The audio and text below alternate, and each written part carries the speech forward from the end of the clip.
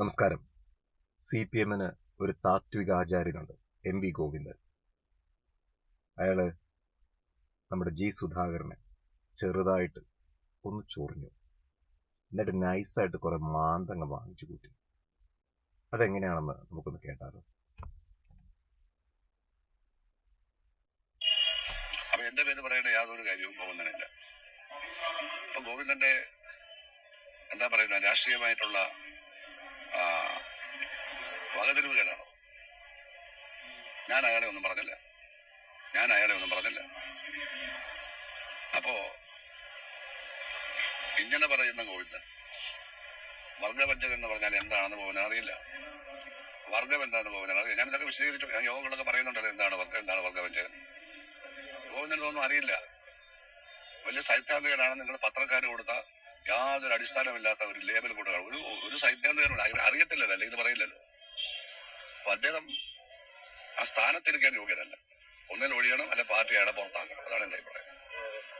CPM ഒരുപാട് അധപതനവും കാര്യങ്ങളൊക്കെ ഉണ്ടായിട്ടുണ്ടെങ്കിലും 5 ലക്ഷം അംഗങ്ങളുള്ള ആ പാർട്ടിയെ സ്നേഹിക്കുന്ന, മാർക്സിസത്തെ സ്നേഹിക്കുന്ന ലക്ഷക്കണക്കിന് ആളുകൾ ഇപ്പോഴും ഉണ്ട്. നേതൃത്വത്തിൽ പലർക്കും പല പ്രശ്നം. അതിൽ ആ നേതൃത്വത്തിലിരുന്ന് ആ പാർട്ടിക്കെതിരായി, സ്വന്തം പാർട്ടിക്കെതിരായി പ്രവർത്തിക്കുന്ന ഒരാളാണ് ഗോവിന്ദൻ. അത് നശിക്കട്ടെ എന്നുള്ളതാണ്. അദ്ദേഹത്തിന്റെ ജില്ലയായ കണ്ണൂരിൽ 5 സീറ്റ് UDF ജയിച്ചിരിക്കുന്നു. അയാൾക്ക് യാതൊരു ഉടുപ്പുമില്ല, ഒരു വിഷമവുമില്ല. പണ്ട് ഒരു സീറ്റൊക്കെ കഷ്ടിച്ച് 5 സീറ്റാണ് സ്വന്തം ജില്ലയിൽ പോയത്. അപ്പോൾ തൊഴിലാളി വർഗത്തെയും കർഷക വർഗങ്ങൾ, ഞങ്ങളുടെ വർഗങ്ങൾ തൊഴിലാളി വർഗവും കൃഷിക്കാരുമാണ്. എതിർവർഗം മുതലാളി വർഗം, സാമ്രാജ്യത്വ വർഗം, മൂഷാവർഗം. മൊത്തത്തിൽ മൂഷാവർഗത്തിന് അല്ലെങ്കിൽ സാമ്രാജ്യത്വ ശക്തികൾക്ക് അല്ലെങ്കിൽ മുതലാളി വർഗത്തിന് സന്തോഷമുണ്ടാക്കി സ്വന്തം വർഗത്തെ പരാജയപ്പെടുത്തുന്ന ആളാണ് വർഗത്തെ വഞ്ചിക്കുന്നതെങ്കിൽ ഗോവിന്ദനാണ് വർഗവെച്ചത്. സൈദ്ധാന്തികമായി ഗോവിന്ദനാണ് വർഗവെച്ചത്. പ്രായോഗികമായി ഗോവിന്ദനാണ് വർഗവെച്ചത്. തൊഴിലാളി വർഗത്തെ വഞ്ചിച്ചു. ഇനി താത്വികാചാര്യനെ G സുധാകരൻ കാലേ വാരി നിലത്തടിച്ചത് എങ്ങനെയാണെന്ന് ഒന്ന് കേട്ടു നോക്കാം. കോൺഗ്രസ് ചടുക്കുണ്ടാണെങ്കിൽ തമിഴ്നാട്ടിൽ കോൺഗ്രസും മുസ്ലിം ലീഗും DMK അടങ്ങുന്ന മുന്നണിയിലല്ലേ CPM-ഉം CPI-യും 4 പാർലമെന്റ് സീറ്റ് കിട്ടുന്നത് കോൺഗ്രസിന്റെ പിന്തുണയോടെ അല്ലേ?